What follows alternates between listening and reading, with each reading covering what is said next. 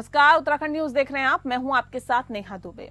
पुष्कर सिंह धामी मुख्यमंत्री पूर्व निर्धारित कार्यक्रम के तहत अपने गृह क्षेत्र खटीमा पहुंचे, जहां पर सर्वप्रथम मुख्यमंत्री को लोहिया हाइट स्थित हेलीपैड पर गार्ड ऑफ ऑनर दिया गया। इसके उपरांत भाजपा कार्यकर्ताओं एवं स्थानीय जनता के द्वारा मुख्यमंत्री का भव्य स्वागत किया गया। इस दौरान मुख्यमंत्री ने एकत्रित कार्यकर्ताओं एवं स्थानीय जनता से मुलाकात कर उनकी समस्याओं को सुना और समस्याओं के निवारण के लिए तत्काल प्रभाव से संबंधित अधिकारियों को निर्देशित किया। बता दें आपको कि इसके उपरांत मुख्यमंत्री धामी नंगला स्थित अपने पैतृक घर के लिए रवाना हो गए।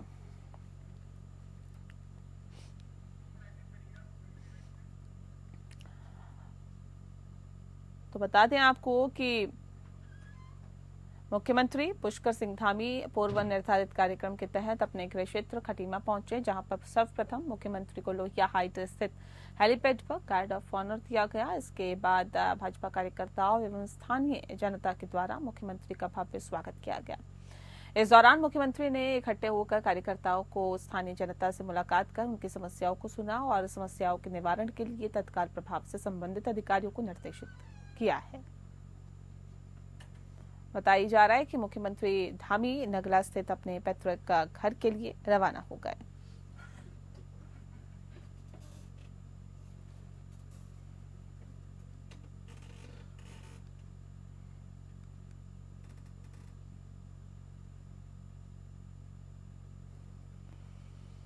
तो मुख्यमंत्री पुष्कर सिंह धामी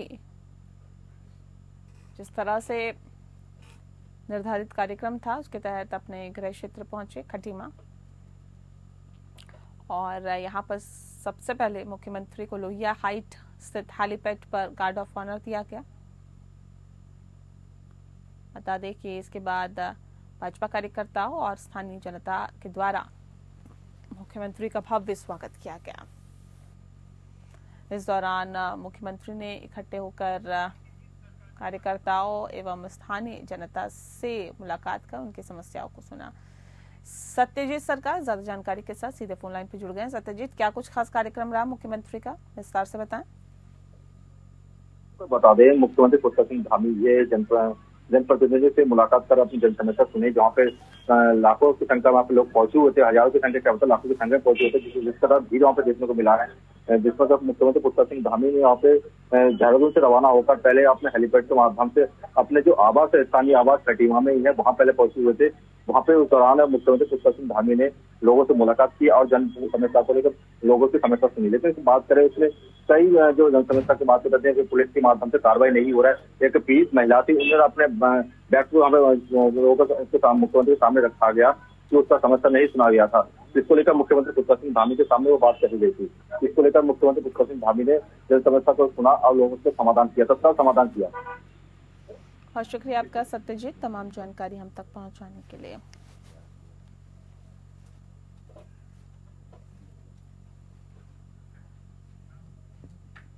वहीं सूक्ष्म लघु और मध्यम विभाग के केंद्रीय मंत्री जीतन राम मांझी टिहरी दौरे पर थे और जहां पर टिहरी की भौगोलिक स्थिति से रूबरू होते हुए खुशी जताई गई। जीतन राम मांझी ने बांग्लादेश हिंसा को लेकर बड़ा बयान दिया और कहा कि हिंदू हो या मुसलमान, कहीं कोई अपने नागरिक के प्रति अगर अपने कोई भी नागरिक की तरह की हिंसा करता है तो निंदनीय है और ऐसे में दंडनीय भी है। उन्होंने कहा कि हम समझते हैं कि मामले को भारत की सुरक्षा परिषद को देखना चाहिए और हमारे भारत सरकार के लोग बांग्लादेश की घटना पर पैनिक दृष्टि रखे हुए हैं और वह क्या हो रहा है, वो लोग क्या कर रहे हैं और किस तरह से लोगों को ट्रीट किया जा रहा है। आप अस्थायी घरों पर रहिए और साथ ही साथ देखा जाएगा कि नाक के ऊपर पानी जाने लगेगा तो भारत जरूर निश्चित हस्तक्षेप करेगा।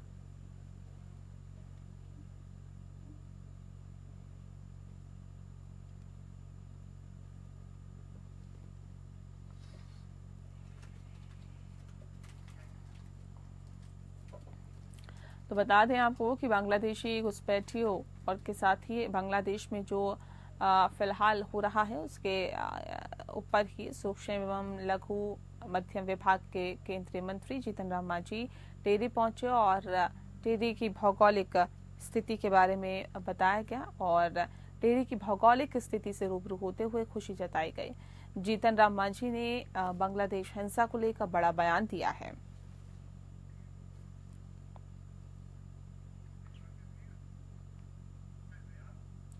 हरिद्वार में अवैध खनन के मुद्दे को लेकर मातृ सदन आश्रम और जिला प्रशासन आमने सामने है। मातृ सदन के संत प्रशासन पर ड्रेजिंग और चैनलाइजेशन का नाम पर अवैध खनन करने का आरोप भी लगा रहे हैं। बता दें आपको कि प्रशासन का कहना है कि नियमों के मुताबिक ही चैनलाइजेशन कराया जा रहा है। सिटी मजिस्ट्रेट ऑफिस में मातृ सदन के संतों और प्रशासन के अधिकारियों के बीच तीखी बहस हुई। अवैध का विरोध कर रहे संतों ने एडीएम, एसडीएम और खनन अधिकारी को कोर्ट के आदेशों का हवाला दिया और तत्काल खनन रोकने की मांग की। हालांकि अधिकारियों का कहना है कि खनन संबंधी काम नियमों के मुताबिक चल रहा है। इसके बाद नाराज मातृ सदन के संतों ने अनशन की चेतावनी दी।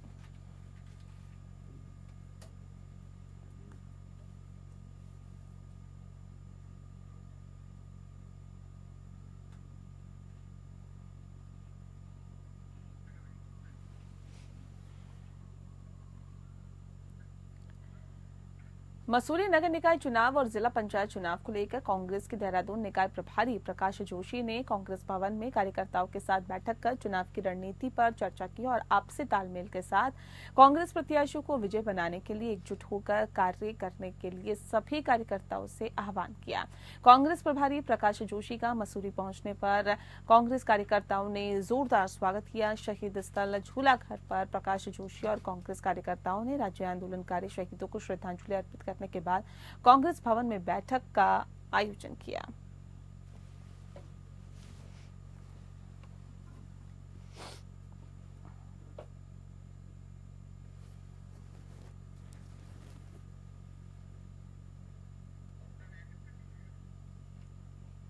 तो कार्यकर्ताओं के साथ चुनाव की रणनीति पर चर्चा भी की गई। इस दौरान बता दें आपको कि मसूरी नगर निकाय चुनाव और जिला पंचायत चुनाव को लेकर कांग्रेस के देहरादून निकाय प्रभारी प्रकाश जोशी ने कांग्रेस भवन में कार्यकर्ताओं के साथ बैठक कर चुनाव की रणनीति पर चर्चा की और आपसी तालमेल के साथ कांग्रेस प्रत्याशियों को विजय बनाने के लिए एकजुट होकर कार्य करने के लिए सभी कार्यकर्ताओं से आह्वान किया।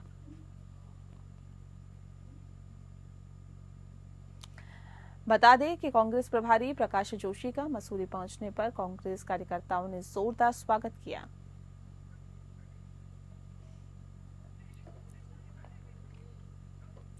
और अब खबर चमोली जिले की है, जहां पर 14 दिसंबर को जिले के समस्त न्यायालयों में राष्ट्रीय लोक अदालतों का आयोजन किया जाएगा। और ये जानकारी देते हुए जिला विधिक सेवा प्राधिकरण सचिव पुनीत कुमार ने बताया कि जिले के समस्त न्यायालयों में 14 दिसंबर को सुबह 10 बजे से शाम के 5 बजे तक राष्ट्रीय लोक अदालत का आयोजन किया जाएगा, जिसमें सुलह समझौते के आधार पर निस्तारित होने वाले मामलों का निस्तारण किया जाएगा, जिसमें फौजदारी, मोटर दुर्घटना, वैवाहिक समस्या, श्रम भूमि अर्जन विवाद, दीवानी मुकदमे, विद्युत और जल का बिलों के मामले, वेतन भत्ता, धन वसूली जैसे मामलों की सुनवाई की जाएगी। उन्होंने सभी से राष्ट्रीय लोक अदालत में सुलह समझौते के आधार पर निस्तारित होने वाले मामलों को निस्तारण करवाने की अपील की।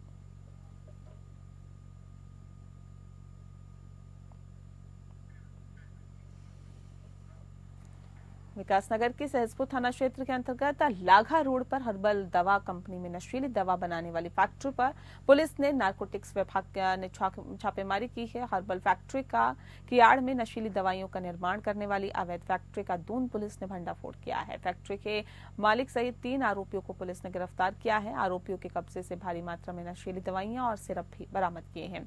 आरोपियों द्वारा नशे की सामग्री तैयार करने में प्रतिबंधित केमिकल और सॉल्ट का इस्तेमाल किया जाता था और फैक्ट्री संचालक डिमांड के हिसाब से ही नशीली दवाएं बनाता था। वो पकड़े जाने के डर से कभी भी नशीली दवाओं का स्टॉक नहीं रखता था।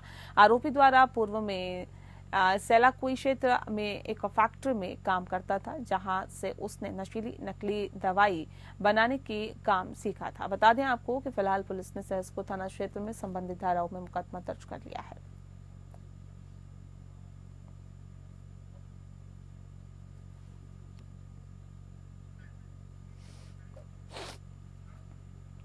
बांग्लादेश में हिंदुओं पर हो रहे अत्याचारों के विरोध में और संत चिन्मय कृष्णदास की रिहाई की मांग को लेकर रुद्रपुर में विभिन्न सामाजिक संगठनों ने एडवोकेट संजय आइस के नेतृत्व में बांग्लादेश सरकार का पुतला फूंका।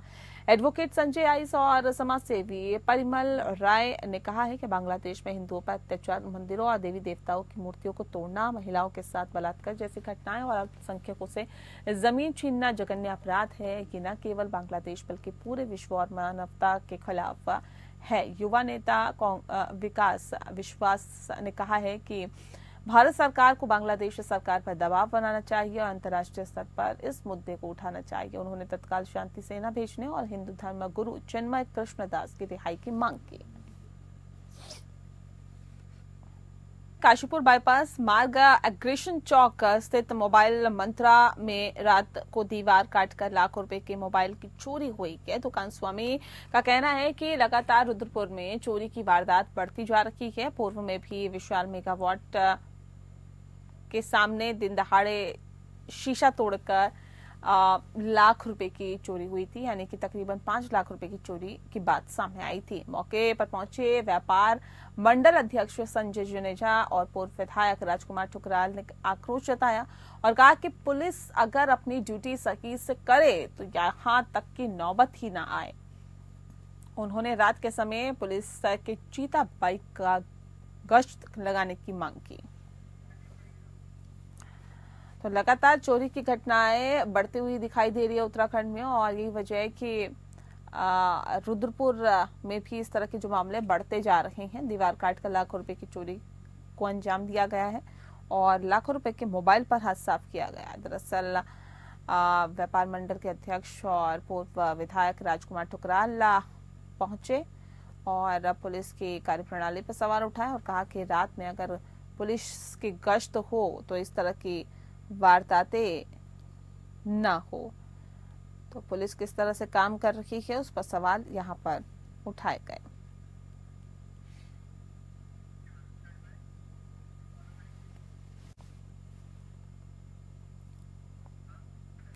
सहारनपुर से विकासनगर आ रहा एक ट्रक अनियंत्रित होकर गहरी खाई में जा गिरा।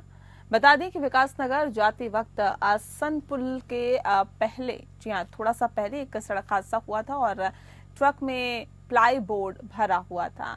मेरी जानकारी के मुताबिक ट्रक चालक ट्रक से अचानक नियंत्रण खो बैठा और ट्रक सड़क किनारे लगी सुरक्षा बैरिकेड को तोड़ते हुए खाई में जा गिरा। हादसे में भले ही ट्रक चकनाचूर हो गया, लेकिन गनीमत ये रही कि किसी की जान इस हादसे में नहीं गई।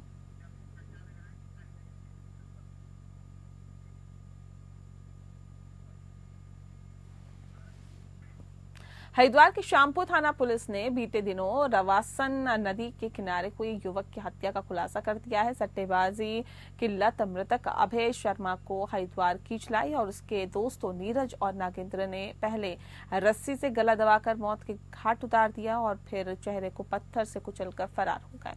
मायापुरी चौकी में प्रेस कॉन्फ्रेंस का एसएसपी प्रमेंद्र सिंह डोभाल ने बताया कि मृतक अभय शर्मा ने दिल्ली में एक फ्लैट बेचा था।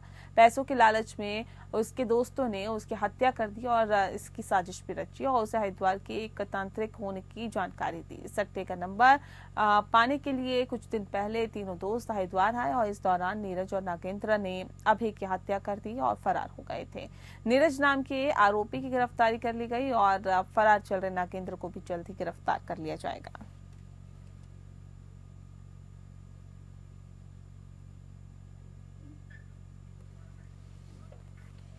मैदानी क्षेत्र जहां इन दिनों सूखी ठंड और घने कोहरे की चादर ओढ़े हैं और वहीं बात यदि पहाड़ों की रानी मसूरी की करें तो पूर्व में इन दिनों नवंबर महीने में अमूमन कड़ाके की ठंड पड़ती थी, किंतु इन दिनों मसूरी में खिली तेज चटक धूप का आनंद लेने लगातार बड़ी संख्या में पर्यटक पहाड़ों की रानी का रुख कर जाते हैं।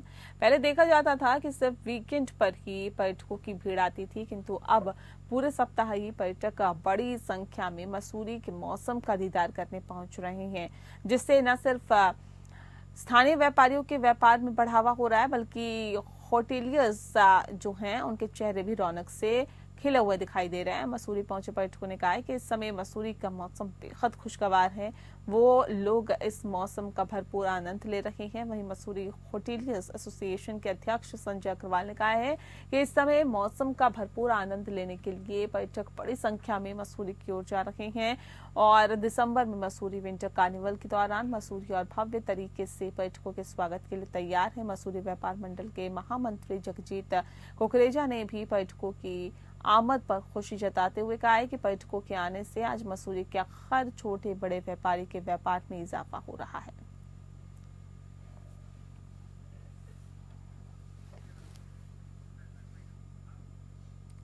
और इसी के साथ फिलहाल इस बुलेटिन में इतना ही। नमस्कार।